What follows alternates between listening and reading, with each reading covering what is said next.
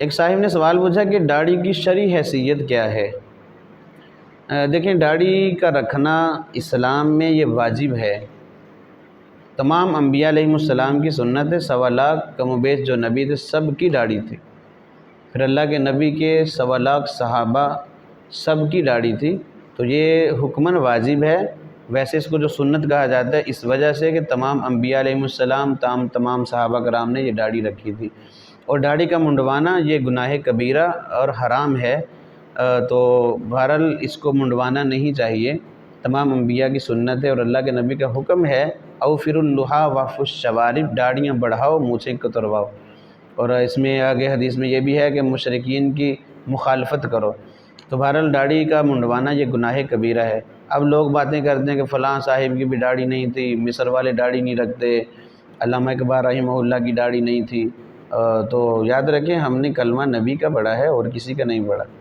ہمارے اوپر اقتداء جو واجب ہے وہ پیارے نبی صلی اللہ علیہ وآلہ وسلم کی اقتداء لازم ہے۔ اگر کوئی نہیں کرتا، کوئی داڑھی منڈواتا ہے، اس کو نہیں رکھتا، تو وہ خود گناہ گار ہے۔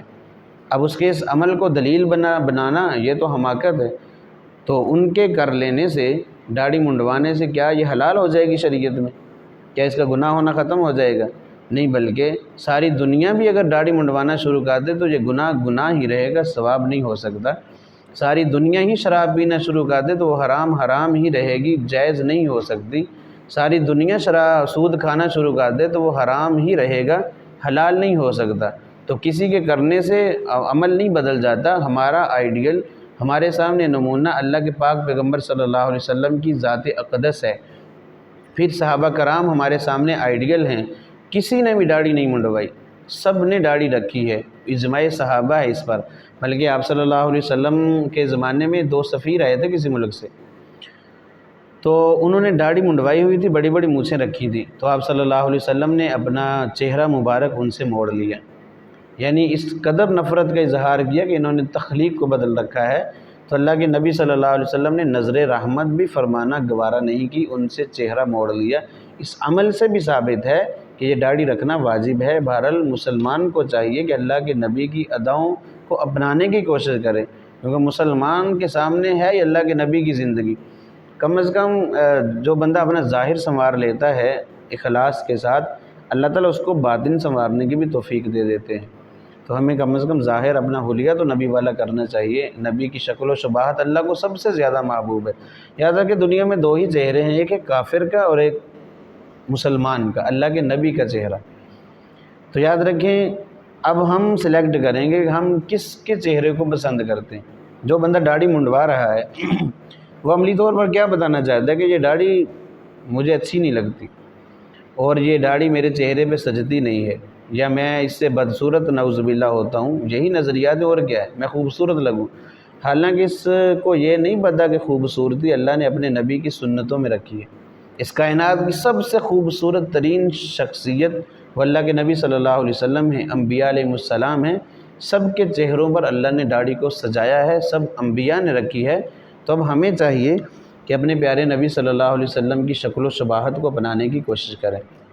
روز محشر اگر اللہ تعالیٰ پوچھ لیں کہ کیا لائے ہو، تو کم از کم ہم اتنا تو کہہ سکیں، تیرے محبوب کی یا رب شباہت لے کے آیا ہوں، تیرے محبوب کی یا رب شباہت لے کے آیا ہوں، حقیقت اس کو توں کر دے میں صورت لے کے آیا ہوں۔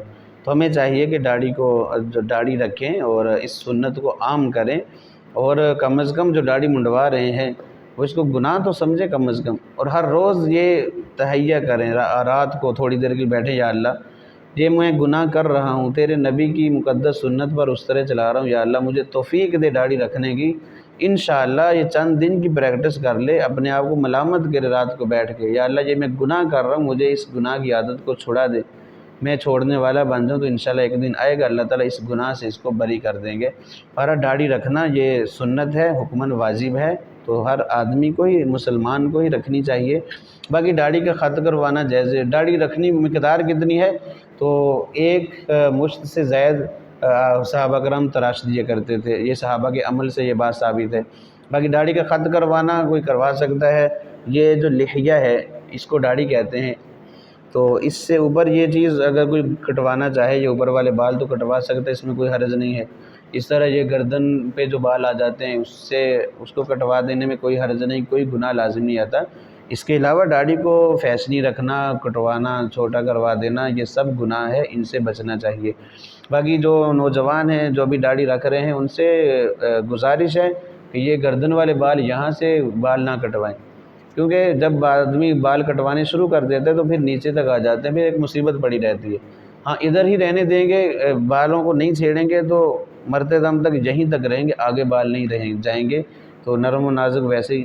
تو بے کوشش کریں کہ پہلی داڑھی رکھیں، جنہوں نے منڈوائی ہے وہ بھی اس گناہ سے توبہ کریں اور اس اللہ کے نبی صلی اللہ علیہ وسلم کی سنت کو عام کریں۔ اللہ تعالی ہمیں اپنے پیارے حبیب صلی اللہ علیہ وسلم کے نقش قدم پر چلنے کی توفیق عطا فرمائے۔